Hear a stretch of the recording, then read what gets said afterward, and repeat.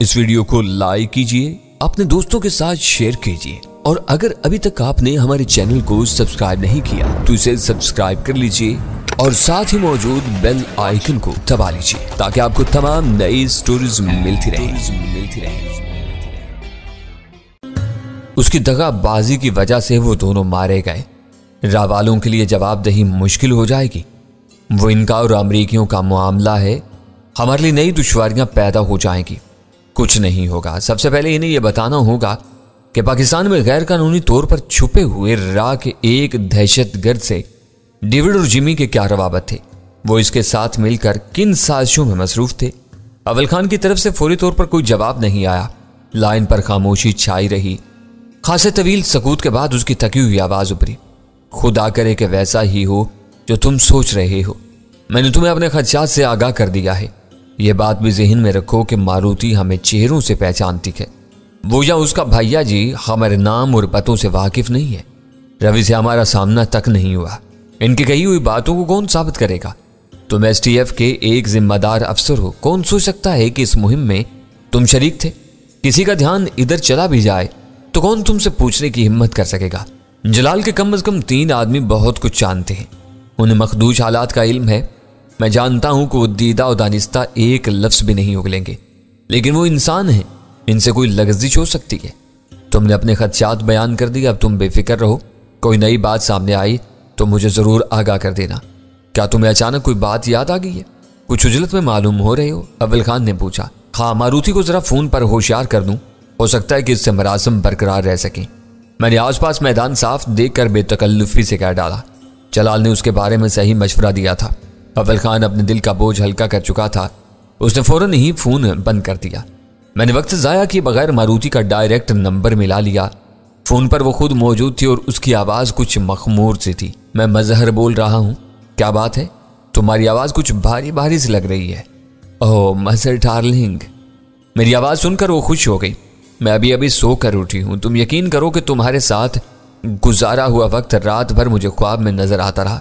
शायद तुम भी इसी कैफियत से गुजरे हो। मुझे कामों से इतनी फुर्सत नहीं मिली कि मैं इन रंगीन लम्हों के बारे में ज्यादा सोच सकूं। रात भर क्या काम करते रहे? मेरी बात काट कर उसने मीठी आवाज में पूछा। मालूम होता है कि तुमने आज का कोई अखबार नहीं देखा, वरना मुझसे ये सवाल न करती। मैं अखबार नहीं देखती, उसने साफ गोई से काम लेते हुए बताया। इसमें डकैतियों, लूटमार और कत्लो गारतगिरी के सिवा होता ही क्या है? सियासत से मुझे जरा भी दिलचस्पी नहीं है। मैं नीचे से अखबार मंगवा कर देख लूंगी। अपने काम के बारे में कुछ तुम ही बता दो। रात को हमने सफेद नेवले को शिकार कर लिया। मैंने दानिस्ता जमा मुतकल्लम का सीगा इस्तेमाल करते हुए कहा। मुबारक हो, वो तुम्हारे लिए बहुत अहम था। अब यह ना हो कि तुम मुझे भूल जाओ। तुम भूलने वाली शय नहीं हो, लेकिन अभी सितारे गर्दिश में है। रवि को घर से दूर ही रखना। क्यों? तुमने तो उन्हें मुआफ करने का वादा किया था ना? मेरी तवक्का के मुताबिक उसने एहतिजाज किया। मैंने उसे बताया कि कृष्ण कुमार के पास 2 अमरीकी भी पहुंचे हुए थे। हमने उन्हें भगाकर कृष्ण कुमार को मार डाला। उसके लाश के साथ लौटते हुए हमने देखा कि अमरीकियों की कार एक खड्ड में पड़ी चल रही थी। पुलिस इन दोनों वाकयात को एक दूसरे से मिला रही थी और फार्म के मालिक के बयान पर किसी भी वक्त रवि की तलाश में उसके घर तक पहुंच सकती थी। तो क्या आप पुलिस वाले एजेंसियों से भी ज्यादा ताकतवर हो गए हैं? उसकी आवाज में तंज और तशवीश का इम्तिजाज था। मरने वाले अमरीकी सफारती अफसर थे। इस वजह से बात हमारे हाथों से निकल गई है। वो हरामजादे कृष्ण कुमार के पास क्या करने गए थे? मारुति की भी साख्ता आवाज उभरी। पता नहीं, मैंने सादगी से कहा। रवि को मजीद चंद रोज घर से दूर रहना चाहिए। मैंने अभी घर आने से मना किए देती हूँ। वैसे भी वो मुझे फोन किए बगैर वापस नहीं आएंगे। तुम तो कह रही थी कि मलेर में रवि के पास फोन नहीं है। वो बात पुरानी हो गई। कल शाम उनके दोस्त ने मोबाइल फोन और कनेक्शन ले लिया है। मेरी तवक्का के बरक्स मारुति का रद्देअमल ज्यादा शदीद नहीं रहा था। वो इब्तदाई झटके से बहुत तेजी के ताज संभल गई थी। तुम लोग सादा कपड़ों में खासी शराफत से हमारे घर आए थे। पास पड़ोस वालों को शुबा तक ना हुआ होगा कि हमारे घर में कोई गड़बड़ हुई है। मगर पुलिस वाले वर्दियों में दंदनाते हुए आएंगे। सबको इल्म हो जाएगा कि पुलिस रवि को ढूंढ रही है। भैया जी गोश्त का एक नकारा तोदा है। वो फिर मुझे इनके सामने कर देगा। ऐसी बेइज्जती से बेहतर है कि मैं भी घर से निकल जाऊं। अगर जगदीश मोहन इस कदर बेगैरत था तो फिर मारुति की फिक्रमंदी बेजा नहीं थी। मैंने अपने दिल के किसी गोशे में उसके लिए हमदर्दी की हल्की सी रमक महसूस की और नरमी से पूछा, घर छोड़कर तुम कहाँ जाओगी? तुम पनाह देने पर आमादा हो तो चंद रोज के लिए तुम्हारे पास चली आऊंगी, वरना रवि के साथ रहूंगी। उसके बेबाकाना जवाब पर मैं हैरान रह गया। वो इन मानों में वाकई एक औरत थी कि उसे समझना मुश्किल काम था। उसने अपने भैया जी की अना को कारी ज़र्ब लगाने के लिए अपना सब कुछ मुझे सौंपने का एक तरफा फैसला किया था। कराची के काला होटल में सपुर्दगी के इस तजर्बे से गुजरने के बाद वो मेरी हर खता को दरगुजर करने पर आमादा थी। हद ये थी कि अपने शौहर रवि मोहन की मुआफ़ी में नाकामी के बारे में मेरे पेश किए हुए उज़र को बेचूक चरात तस्लीम कर चुकी थी। तुम्हें पनाह देने की आरजू ही बाज़ लोगों के लिए ज़िंदगी भर का सरमाया हो सकती है। मुझसे तुम खुद सवाल कर रही हो। मजबूरी ये है कि मैं तने तनहा एक हॉस्टल में रहता हूँ जहाँ मेरे बहुत से हम पेशा भी रहते हैं। हम सब मुतजस्सिस और खोजी तबीयतों के मालिक हैं। इस भीड़ में मैं तुम्हें किस किस की नज़रों से पोशीदा रख सकूंगा। बहती गंगा में सब हाथ पैर धोते बल्कि नहाते हैं, मगर कोई इसके धारे का रुख अपने घर की तरफ नहीं मोड़ता। मैं खुद जानती हूँ कि मेरा महफूज तरीन ठिकाना रवि के साय में है। मैं पुलिस के आने से पहले वहां चली जाऊंगी। यह बस चंद रोज की बात है, फिर हालात एतदाल पर आ जाएंगे और तुम दोनों अपने घर लौट सकोगे। मैंने मुआज़त खाना लहजे में कहा, बस अखबारात देखती रहना, इन्हीं में किसी दिन यह खबर आ जाएगी कि रवि की तलाश तर्क कर दी गई है। अखबारात में देखती रहूंगी, मगर मुझे तुम पर भरोसा है। और जब किसी को अपना तन मन सौंप देती है तो इससे कभी मुंह नहीं फेरती। तुम रवि का मोबाइल नंबर लिख लो, जब चाहो मुझसे या रवि से बात कर सकते हो। रवि को मालूम है कि मैंने कृष्ण कुमार के चक्कर से गुलखुलासी के लिए तुमसे कोई सौदेबाजी की है। वो तुम्हारे फोन का बुरा नहीं मनाएगा। बताओ, मैं लिख रहा हूं। इस बार मैं मारुति की फराग दिली से मुतासर हुए बगैर नहीं रह सका। उसने मुझे फोन नंबर लिखवाया और मुझसे इजाजत लेकर फोन बंद कर दिया। वो कॉल मेरी थी। मैंने थके हुए अंदाज में रिसीवर वापस रख दिया। मारुति उजलत में थी। मुझसे बात हो जाने के बाद वो जल्द अज जल्द घर से निकल जाना चाहती थी। जिमी और डेविड की हलाकत के बाद वाकयात वाकई बहुत तेज रफ्तारी से रुनमा हो रहे थे और सूरत-ए-हाल बदलती जा रही थी। कराची में मुकीम अमरीकी एहलकार अपने मजीद 2 साथियों की जानों के इत्तलाफ के बाद पूरी तरह सरगर्म थे, मगर मेरे लिए यह बात हैरान कुन थी कि इस वक्त तक जॉन स्मिथ का नाम सामने नहीं आया था। जॉन स्मिथ ही वो शख्स था जिससे मुलाकात के बाद मुराद ज़रीफ ने खुद को बेरहमाना मौत का हकदार बना लिया था। वो कराची के कौंसल खाने में मामूर था और जलाल की फराम की हुई इतलात के मुताबिक जनूबी एशिया से लेकर मशरक़ वस्ता तक में अमरीकी CIA के जुमला ऑपरेशंस का निगरान था। जिमी और डेविड का ताल्लुक CIA से नहीं था, लेकिन अंदर के मामलात से वाकिफ हर शख्स जानता था कि अमेरिका से बाहर होने वाली तमाम कार्रवाइयों में CIA और FBI शाना बचाना काम करती है। वैसे भी खित्ते में मौजूद अमरीकियों के तहफ़्फ़ुज़ की तमाम तर जिम्मेदारी जॉन स्मिथ के सर जाती थी। इन हालात में जॉन स्मिथ का सामने ना आना मेरे लिए फिक्र अंगेज था। शायद वो बोब राफेल के बाद अपने मजीद 2 साथियों से हाथ धोने के बाद खौफजदा हो गया था। उसे डर था कि वो मंजर आम पर आया तो पाकिस्तान के मफादात की निगरानी करने वाले नामालूम लोग उसे भी मौत के घाट उतार देंगे। इस अंदेशे की वजह से वो खुद पसे पर्दा रहकर अपने दूसरे साथियों से काम ले रहा था। उसका दूर दूर तक नामो निशान तक नहीं था। अमरीकी सफ़ों में जो हैसियत जॉन स्मिथ को हासिल थी, पाकिस्तान की हद तक रा के एजेंटों में कमो बेश वही दर्जा मेजर बख्शी को हासिल था। ओब्रायन डिसेंट की मौत के बाद इस तरह गोशा नशी हुआ था कि उसका नाम ही सुनने में नहीं आ रहा था। कृष्ण कुमार की लाश तयशुदा प्रोग्राम के मुताबिक उसी के घर के करीब फेंकी गई थी। मुझे यकीन था कि इस वाक़े ने मेजर बख्शी के आसाब को हिला कर रख दिया होगा। मैं इस वक्त फारिग था, सोचने और इन्हीं सोचों में वक्त गुजारने के सिवा मेरे पास कोई मशगला नहीं था। मैंने बेख्तियार अपनी टेली डायरी के सफ़ात खंगालने शुरू कर दिए। थोड़ी सी कोशिश के बाद मुझे उसका नाम मिल गया। जिन दिनों में STF से मुनहरिफ कर्नल जमाल दस्ती के रूप में उसे पींगे बढ़ा रहा था, उसने खुद ही मुझे अपने घर और दफ्तर के फ़ोन नंबर दिए थे जिन पर मैं बराह रास्त उससे गुफ्तगू कर सकता था। मैंने अपने फ़ोन की लाइन से मुंसलिक CSD को ऑन किया और ड्राइंग रूम के बजाय अपने कमरे से ही उसके दफ्तर का नंबर मिलाने में मसरूफ़ हो गया। यह के बाद दीगरे 3 घंटियाँ बजी। मैंने मायूस होकर फ़ोन बंद करने का इरादा किया ही था कि खलीक निस्वानी आवाज़ मेरे पर्दाए समाज से टकराई। उसने बहुत रवां अंग्रेज़ी में मुझसे मेरा मुद्दा दरियाफ्त किया था। मैं मेजर बख्शी से बात करने का ख्वाहिशमंद हूँ, वो कहाँ है? मैंने अंग्रेज़ी ही में बेतकल्लुफ़ी से कहा। आज उनकी तबीयत नासाज है, क्या मैं तुम्हारा नाम जान सकती हूँ? उस खातून से मिलने वाली इतला से मुझे दिली मुसर्रत हुई। कृष्ण कुमार की लाश के बारे में खबर पढ़कर उसकी तबीयत को नासाज होना ही था। मैंने कोई जवाब दिए बगैर फ़ोन बंद कर दिया।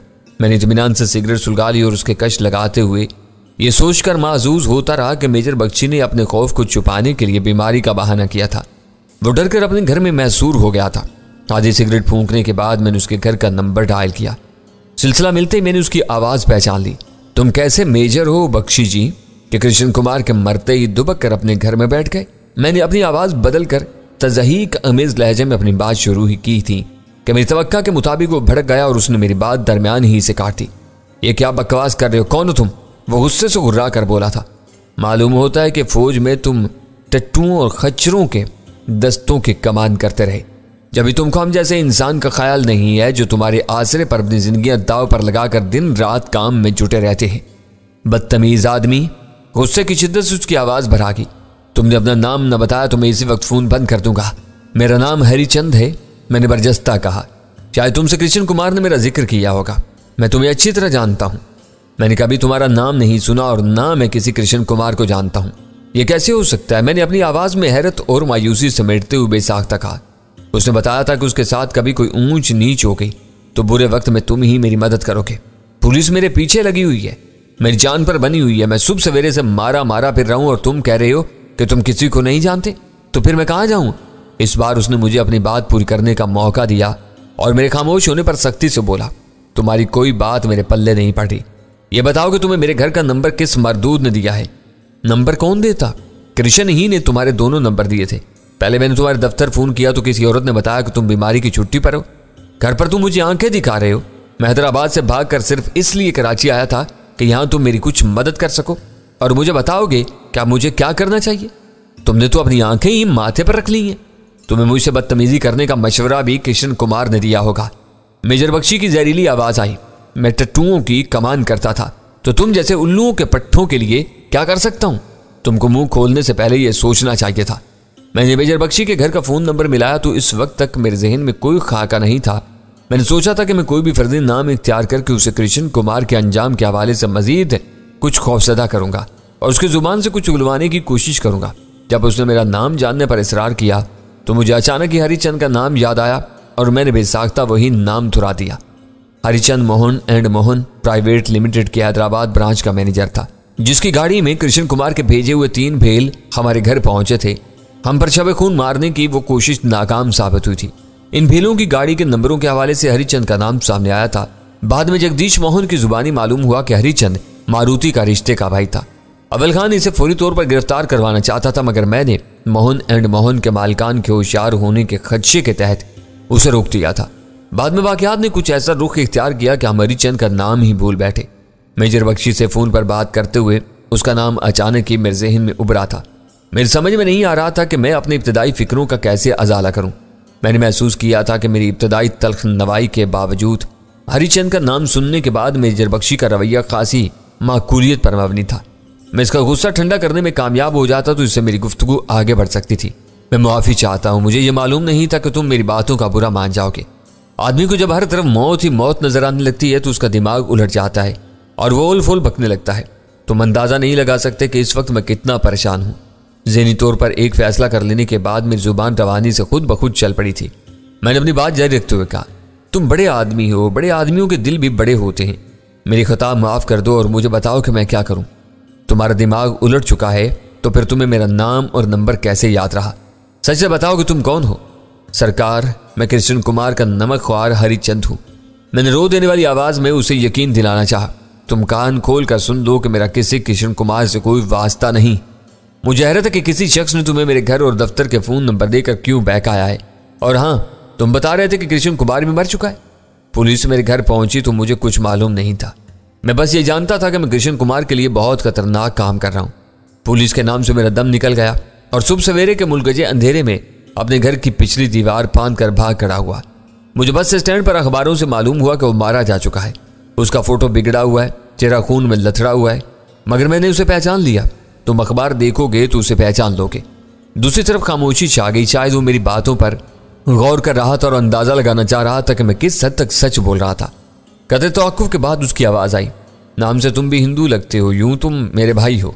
इस मुल्क में हम किसी इम्तियाज के बगैर अपने सब भाइयों की खिदमत करते हैं, मगर तुम यकीन करो कि कृष्ण कुमार से मेरा दूर का भी वास्ता नहीं था।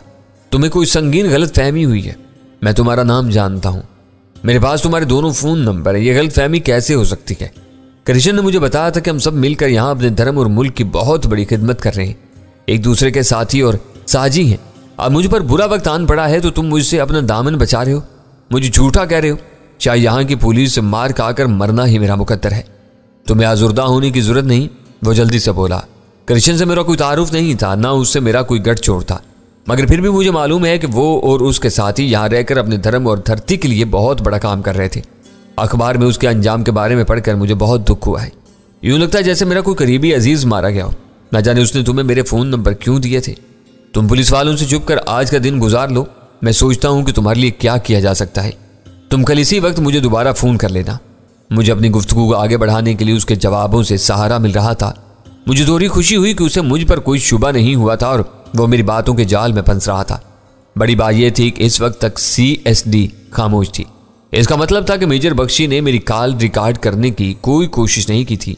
वो महज नाम और मजहब के धोखे में मेरी सदाकारी पर भरोसा कर रहा था। कल तक न जाने क्या हो जाए, मैंने गहरी मायूसी से कहा।